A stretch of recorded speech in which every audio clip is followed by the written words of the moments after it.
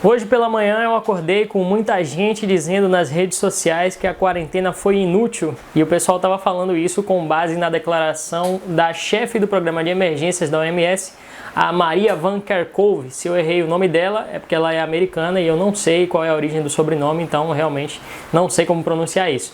Mas de qualquer forma o que ela disse foi que são raras as transmissões a partir de pessoas assintomáticas, tá?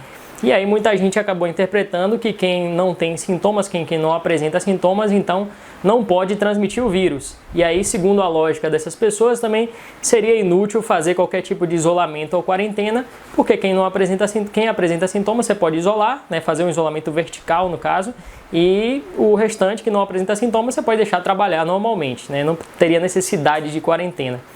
Só que o problema dessa lógica é que ela não faz uma separação importante que tem que ser feita, que é de assintomáticos e pré-sintomáticos. Então, respondendo a pergunta, a quarentena é inútil? Não. Por quê?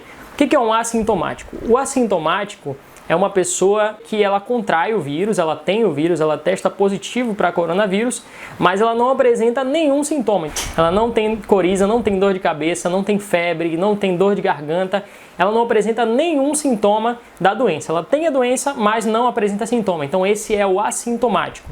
Essa é a pessoa que, segundo a fala da Maria Van Kerkhove, ela não vai transmitir o vírus. Quer dizer que não é que não vá, mas é que vai ser muito raro dela transmitir o vírus para alguém. Isso porque a carga viral dessas pessoas que têm o vírus e são assintomáticas é mais baixa.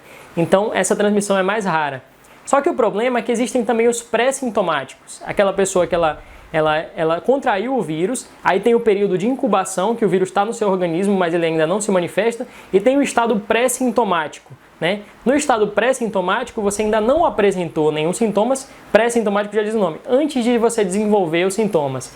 Então, os pré-sintomáticos, eles têm uma possibilidade muito alta de acabar contagiando outras pessoas com o vírus. Então, assim, você pode estar na sua casa tranquilo, achando que você não está com o vírus, mas você já está com ele, e daqui a uns 3, 4, 5 dias, uma semana, você vai começar a desenvolver os sintomas do vírus. Você vai começar a sentir os sintomas do vírus e aí sim você vai saber que estava com coronavírus, que está com coronavírus. O problema é que antes disso, você já pode ter transmitido para toda a sua família, para todos os seus colegas de trabalho, para as pessoas que você atende no seu trabalho.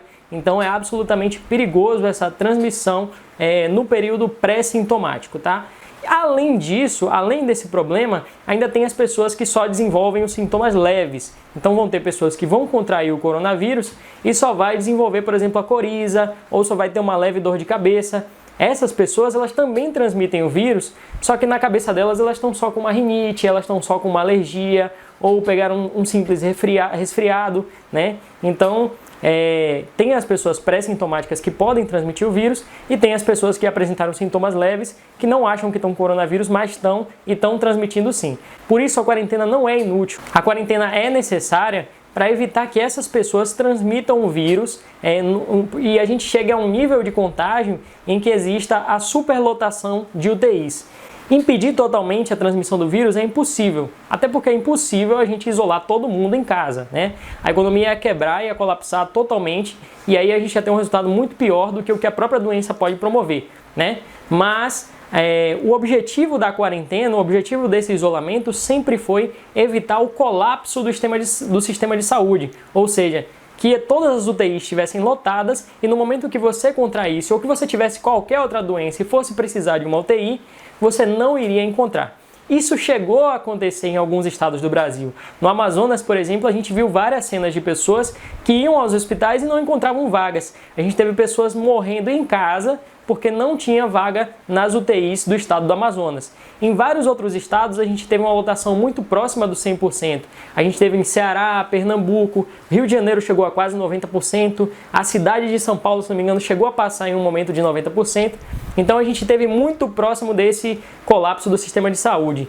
As prefeituras e os estados ficaram responsáveis aí pela liminar do STF de adotar suas próprias medidas. Mas por que precisou essa liminar do STF? Porque o governo federal queria trabalhar na direção oposta. Ele não queria que existisse nenhum tipo de isolamento, nenhum tipo de quarentena. Imagine se a gente já tem 40 mil mortos fazendo algum esforço, mesmo que seja um esforço por vezes atrapalhado, por vezes exagerado de alguns prefeitos e governadores.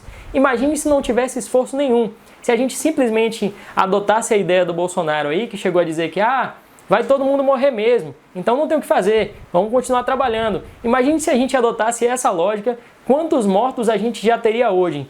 Como é que estaria a nossa curva hoje? Né? Então, assim, esse tipo de fala, esse tipo de atitude é completamente irresponsável. O isolamento pode acabar, já dá para abrir tudo. O Brasil é um país de proporções continentais. O Brasil é muito grande. O Brasil é o tamanho quase da Europa inteira, né? Um pouco menor, mas tem quase o tamanho da Europa inteira. Então, o que acontece? Tem lugares onde a coisa já está um pouco mais tranquila e é possível sim começar a reabrir os setores, né? Observando sempre como é que vão ficar os números, se vai ter uma escalada de casos muito grande, se vai ter uma escalada de mortes muito grande, e aí pensar, não, opa, vamos fechar isso aqui um pouquinho, agora vamos reabrir essa parte aqui. Então, isso deve começar a acontecer, mas de acordo com cada estado e município. O problema é que deveria existir uma coordenação e uma liderança do Ministério da Saúde nesse tipo de protocolo. E aí a gente tem também uma novidade que surgiu essa semana, que é uma mudança na estratégia de divulgação dos dados de morte, né? Estratégia, a gente está usando essa palavra porque o governo realmente decidiu maquiar os dados de mortes. Por quê? O que acontece? Quando eram divulgados até semana passada os dados de mortos do coronavírus, mortes nas últimas 24 horas, eram as mortes confirmadas nas últimas 24 horas. E não as mortes que ocorreram só naquelas 24 horas. Por que acontece dessa forma? Porque tem mortes que aconteceram há 3 dias atrás, mas só vai ser confirmado que de fato foi coronavírus, só vai estar atestado o óbito lá como coronavírus 3 dias depois. Então elas são divulgadas juntas nas mortes que foram confirmadas nas últimas 24 horas. O negócio é que todos os países do mundo civilizado adotaram essa estratégia. Por que o Bolsonaro quer mudar essa estratégia agora? Porque a intenção é justamente ter uma manchete mais positiva. O próprio presidente chegou a dizer, inclusive, acabou a matéria do Jornal Nacional. Ele postou isso numa rede social. Então o objetivo justamente é gerar uma manchete positiva e não ter um dado mais transparente. O Brasil quer ingressar na OCDE, quer participar de um debate do mundo desenvolvido, mas toma atitudes aí que beiram a ditadura, né, que estão mais para país de segundo mundo mesmo, subdesenvolvidos. Uma mentalidade de salvar a imagem do governante, não importa o quanto isso custe. Então, assim, uma estratégia que é realmente varrer a sujeira para debaixo do tapete, essa nova estratégia de divulgação de dados do Brasil, né? E aí a gente tem, no começo, as pessoas dizendo, a China esconde dados, não dá para comparar com a China porque a China esconde dados. Quem é que está escondendo dados agora? Se você assistiu esse vídeo até aqui, quero te fazer um pedido especial. Para quem não sabe, eu estou voltando para o YouTube depois de um tempo parado e é muito importante que você se inscreva no meu canal se você gosta do conteúdo para que eu continue produzindo e deixe também o seu like, né?